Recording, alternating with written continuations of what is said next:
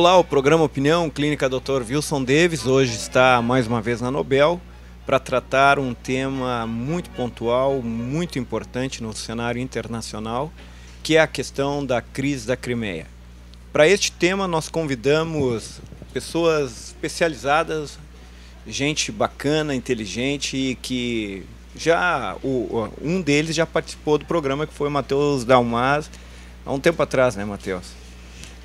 O Matheus, gente, ele é historiador, é doutorando em História, é isto, e também já dirigiu o curso de Relações Internacionais na Univates, é professor no curso de Relações Internacionais.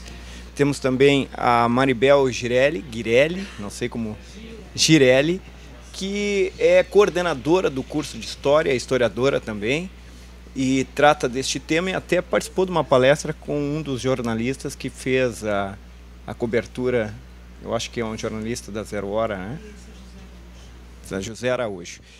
E por último, um ex-aluno da Univates, que é um internacionalista, é alguém que se formou em Relações Internacionais, Rafael Kelme, que tratou em dos seus textos, que é a monografia, sobre dos interesses da Rússia, do Putin, eu acho que é por aí.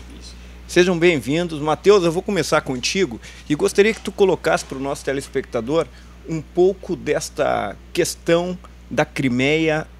Afinal, por que tanta importância em cima disso? Por que uma invasão militar? Do que se trata? O que é a Crimeia, afinal de contas? Bom, em primeiro lugar, eu cumprimento a ti, David, ao Rafael e a Maribel. Tem aparecido bastante na mídia e o noticiário tem ficado bastante farto, né, de informações sobre o interesse da Rússia na Ucrânia, especificamente na Crimeia. E, resumidamente, né, se a gente pudesse, em poucas palavras, comentar por que é tão importante que a Rússia tenha alguma influência na Ucrânia, porque a União Europeia tem interesse que a Ucrânia se desvincule um pouco da influência russa e passe a ser uma região de influência da União Europeia. Em poucas palavras, a gente poderia dizer que existe uma rivalidade muito grande entre países ou bloco de países que poderíamos chamá-los de candidatos a superpotências. Hoje em dia, se tivéssemos que caracterizar quem são as superpotências internacionais, a gente encontraria um único país com esse status, que seriam os Estados Unidos. Abaixo dos Estados Unidos existem países que a gente poderia chamar de candidatos a superpotências. A China é um deles, a Rússia é outro, a União Europeia em conjunto é outro candidato. Especificamente em relação à Ucrânia, existe o interesse por parte da União Europeia de, quem sabe, contar com mais um integrante no bloco europeu. Quem sabe é a chance da União Europeia estender a sua influência econômica e política em uma parte do leste europeu que por décadas foi influenciado pela Rússia, principalmente nos tempos em que a Rússia era a União Soviética. Para a Rússia, o interesse é não perder a influência no leste europeu, é continuar sendo o centro hegemônico daquela região. A Ucrânia por si só, a Crimeia em especial, não teria um impacto econômico muito significativo nem para a União Europeia, nem para a economia russa. Mas do ponto de vista político, estratégico, do ponto de vista da influência política e internacional que a União Europeia e a Rússia poderiam ter, a Crimeia e a Ucrânia significam um espaço importante de avanço da influência. Em resumo, né, para a União Europeia é a chance de influenciar mais no leste europeu. Para a Rússia é a oportunidade de não perder a influência que já exerce no leste europeu. Então me parece que a disputa é muito mais nesse campo político, estratégico, militar até, né? Maribel, depois dessas palavras do interesse estratégico da Rússia e também da Europa nesta pequena parte do mundo, e difícil até de entender pelas diversas etnias que participam daqueles lugares, às vezes um pedaço tão pequeno com tantas etnias, né? Não há uma tendência também em a Rússia tentar se apoderar de outras partes da Ucrânia onde a maioria tem fala russa? A OTAN, ela teme isso realmente, teme esse risco, mesmo porque a Rússia já reuniu tropas suficientes na fronteira com a Ucrânia, embora o Vladimir Putin ele negue qualquer intenção de anexar a parte oriental da Ucrânia, mas eles também negaram qualquer intenção de anexar a Crimeia e logo em seguida ela foi anexada. Então existe sim essa possibilidade, e a União Europeia e os Estados Unidos eles estão agora um pouco mais cautelosos em relação a essa situação, porque um passo em falso pode realmente levar a uma guerra, a um confronto militar. E eu acho que a ideia agora é que isso não aconteça. Sabe que estou falando nesta questão militar e o Matheus toca na questão econômica e das grandes potências, e que há uma potência, diz ele, né, que é os Estados Unidos e outras que querem ser grandes potências. Há uma grande contradição novamente no mundo, porque até então me parece que o que determinava e o que alavancava as relações internacionais muito era a questão do mercado, né? O que dialogava muito era a questão do mercado, do poderio econômico. A Rússia não é um poderio econômico, mas é um poderio militar. Isso é um novo ingrediente nas relações internacionais, não que em algum momento tenha deixado de ser. Na Guerra Fria sempre foi muito forte essa presença militar no diálogo internacional, mas num tempo em que se pensou que o capitalismo tocaria em todas as questões, estratégias do globo, o militarismo faz parte cada vez mais da pauta de discussões? Sim. Pelas últimas notícias que eu tenho acompanhado, a questão tem sido essa, né? Quais são os próximos passos da Rússia em relação à Ucrânia? Mas há também a questão econômica mais ligada à União Europeia do que propriamente aos Estados Unidos. A União Europeia depende do gás natural da Rússia, que é enviado para a Europa via Ucrânia. Então, há sim, principalmente por parte da União Europeia, e uma grande preocupação que a Europa não se divida.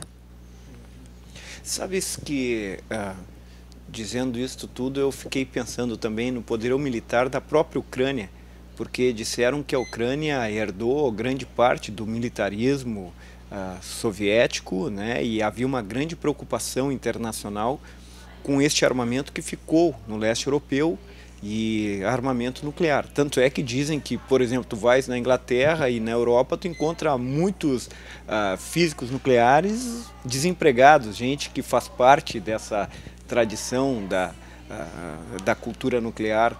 Então, é uma potência militar também, né? Detém algum tipo de poderio militar a própria Ucrânia, mas não se utilizou disso nesse primeiro momento para nenhum tipo de embate. Não sei se a Ucrânia poderia militar. Frente à Rússia, ela não teria nenhuma chance. Sim. Que grande parte do arsenal nuclear da ex-União Soviética passou para as mãos do então presidente da Rússia, o Boris Yeltsin. E eu acho que frente à Rússia, esse poderio da Ucrânia não teria condições de enfrentar uma Rússia. Claro. Rafael Kelme, tu andaste fazendo um trabalho de conclusão. Por que tu escolheste a Rússia, se é que foi a Rússia exatamente? E do que se tratava teu trabalho? Bom, meu trabalho ele não abordava apenas a Rússia, mas sim as relações político-militares entre Estados Unidos, Rússia e China na Ásia Central. Então, aborda a questão da Rússia e a sua tentativa, a partir da ascensão do presidente Putin, de reafirmar a sua influência geoestratégica, principalmente nas repúblicas centro-asiáticas e também na sua esfera no Cáucaso e no norte da Ucrânia, né? Como tu viu toda essa questão militar? Como o que tem, na verdade, o que é a Rússia militarmente? Bom, a Rússia militarmente é uma potência, né? a sua capacidade bélica e a sua capacidade de projeção de poder é muito avançada frente à Ucrânia ou frente aos países vizinhos. Ou seja, momentaneamente, nenhum país teria condições de encarar a Rússia em um possível confronto militar. Quando tu diz que nenhum país tem condições de enfrentar a Rússia, eu estou neste primeiro momento tratando deste belicismo mundial, até porque nota-se uma não intenção, como tu disseste, Maribel, dos países enfrentarem a Rússia. Fizeram algumas sanções econômicas, ali algumas questões de crédito, como Mastercard e Visa com um banco russo, com um grande milionário, bilionário, né, russo, que na verdade são quase que uma grande máfia que herdou o sucateamento do Estado russo, totalitário e tal. Mas este não interesse em enfrentamento com a Rússia justamente se dá por esta questão do poderio bélico. Não que os Estados Unidos e a OTAN e talvez a China não se alia a ninguém, né? O Matheus sempre diz que a China não faz questão de se aliar a ninguém, não tivessem condições de enfrentar, mas acontece que enfrentando a Rússia, os estragos seriam muito grandes para muitos lados, né? Hoje é inviável uma guerra nuclear. Dá para se fazer uma guerra como os Estados Unidos sempre fazem, que tem interesse para mexer a indústria bélica, invadindo o Iraque, o Afeganistão, estes lugares menores, onde eles podem testar novos armamentos, fazer com que a máquina de guerra avance, né? E o PIB americano também avance, porque grande parte é ancorado na indústria bélica. Mas se não dá para se enfrentar de forma bélica neste momento, não é interessante, por onde tu acha, Matheus, que serão as sanções e por onde tu achas que a falta de diálogo vai andar? A gente pode considerar que a política externa da Ucrânia passa por um momento de redefinição. A Ucrânia é uma república parlamentarista, né, tem o presidente da república, porém também existe o primeiro-ministro. A função do parlamento ucraniano é cuidar muito mais da política interna, enquanto que cabe ao presidente da república definir a política externa. O presidente ucraniano que estava no poder até então, Yanukovych, ele tinha claramente uma política externa de aliança com a Rússia, de alinhamento com a Rússia e de inserção, portanto, da Ucrânia na esfera de poder russa. Os protestos que houve na Ucrânia por parte da sociedade civil para que a Ucrânia pudesse vislumbrar uma outra possibilidade de política externa, quem sabe uma aproximação com a União Europeia visando uma modernização econômica e uma cultura mais ocidental. A sociedade civil pressionando o governo ucraniano para que a cultura ocidental pudesse entrar mais na Ucrânia e que a Ucrânia pudesse fazer mais parte desse mundo ocidental europeu.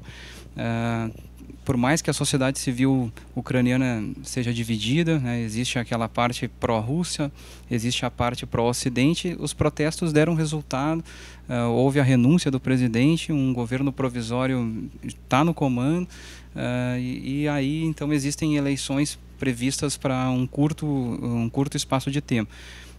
Esse é um momento decisivo, então, da política externa ucraniana. O novo governo que será eleito terá que tomar uma decisão. Ele vai se aproximar do Ocidente e vai ter uma política amistosa com a União Europeia. Não vai se aproximar do Ocidente, vai manter uma relação próxima com a Rússia.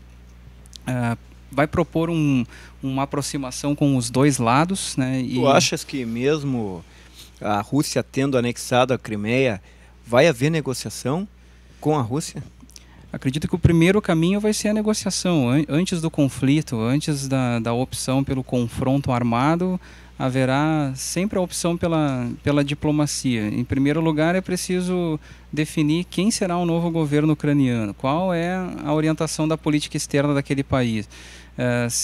Uma vez definidas essas questões, aí então entra a negociação específica da Crimeia. Tolerar o governo ucraniano que uma parte do seu território realmente fique independente e aí próxima à Rússia. entra na pauta de negociação que a Crimeia fique com influência russa e o restante da Ucrânia receberia um amparo econômico, um suporte econômico significativo da União Europeia. Então me parece que existem alguns temas que servem como uma espécie de barganha por parte da Ucrânia. Ela